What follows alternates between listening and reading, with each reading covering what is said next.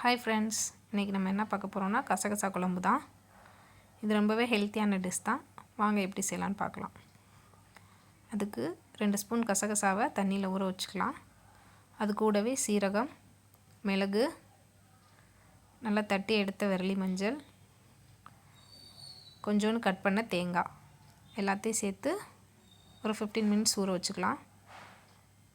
ஊற வச்சுட்டு அதுக்கப்புறம் ஃபைன் பேஸ்ட்டாக நல்லா அரைச்சி எடுத்துக்கலாம். இந்த மாதிரி அரைச்சி எடுத்துக்கோங்க. அப்போ தான் குழம்பு கொஞ்சம் கிரேவி கன்சிஸ்டன்சியில் கிடைக்கும். அதுக்கப்புறம் ஒரு பேன் ஹீட் பண்ணிவிட்டு நல்லெண்ணெய் ஆட் பண்ணிக்கோங்க. நல்லெண்ணெய் தான் நல்லாயிருக்கும் இந்த குழம்புக்கு. அது கூடவே கடுகு, சோம்பு நல்லா பொரியவும். இந்த மாதிரி நல்லா பொரியட்டும். அது கூடவே கட் பண்ண சின்ன வெங்காயம் ஆட் பண்ணிக்கோங்க. சின்ன வெங்காயம் கொஞ்சம் நிறையாவே ஆட் பண்ணிக்கலாம், அதான் நல்லாயிருக்கும். பெரிய வெங்காயம் யூஸ் பண்ண வேணாம், சின்ன வெங்காயமே யூஸ் பண்ணிக்கலாம், டேஸ்ட் நல்லாயிருக்கும். அது கூடவே கருவேப்பிலை 2 சேர்த்து நல்லா வதக்கி எடுத்துக்கலாம். ரொம்ப ப்ரௌனாக வதக்கணும் தேவையில்ல, ஓரளவு நல்லா வதக்கிக்கலாம்.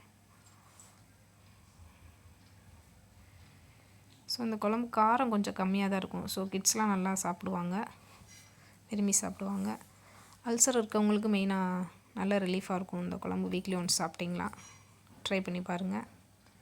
அது கூடவே தக்காளி, மீடியம் சைஸ் தக்காளி சேர்த்துக்கோங்க. அதிகமாக சேர்த்தா கொஞ்சம் புளிப்பாக இருக்கும், நல்லா இருக்காது. நல்லா இந்த மாதிரி வதக்கிக்கோங்க, எண்ணெய் பிரிஞ்சு வர அளவு வதக்கிட்டு இது கூட நம்ம அரைச்சி வச்ச பேஸ்ட்டை ஆட் பண்ணிக்கலாம்.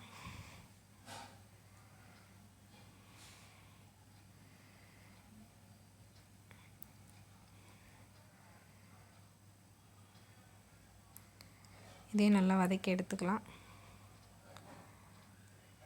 பச்சை வாசனை போகிற அளவு நல்லா வதக்கணும்.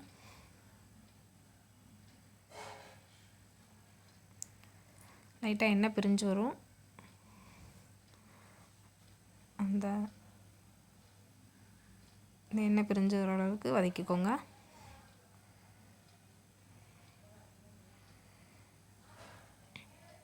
இந்த மாதிரி இது கூட நம்ம மிக்ஸி ஜாரில் கொஞ்சமாக தண்ணி விட்டு சேர்த்துக்கலாம்.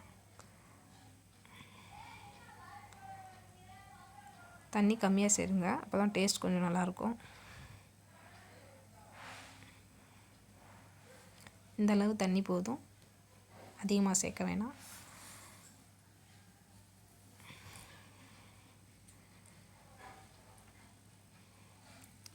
கொஞ்சமாக உப்பு ஆட் பண்ணிவிட்டு மூடி போட்டு ஒரு 15 மினிட்ஸ் ஸ்லோ ஃப்ளேமில் வச்சுருங்க.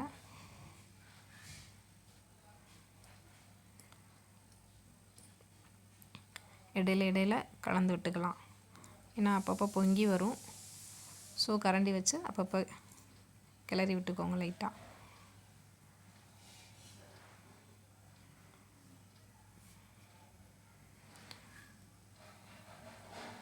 எண்ணெய் பிரிஞ்சு வரும். கொத்தமல்லி தழை தூவி இறக்கிடலாம். அவ்வளோதான் ஃப்ரெண்ட்ஸ், கசகசா குழம்பு ரெடி ஆயிடுச்சு. இது சப்பாத்தி, தோசை, இட்லி எல்லாத்துக்குமே நல்லாயிருக்கும். ட்ரை பண்ணி பாருங்கள். வீடியோ பிடிச்சிருந்தால் லைக் பண்ணுங்கள்.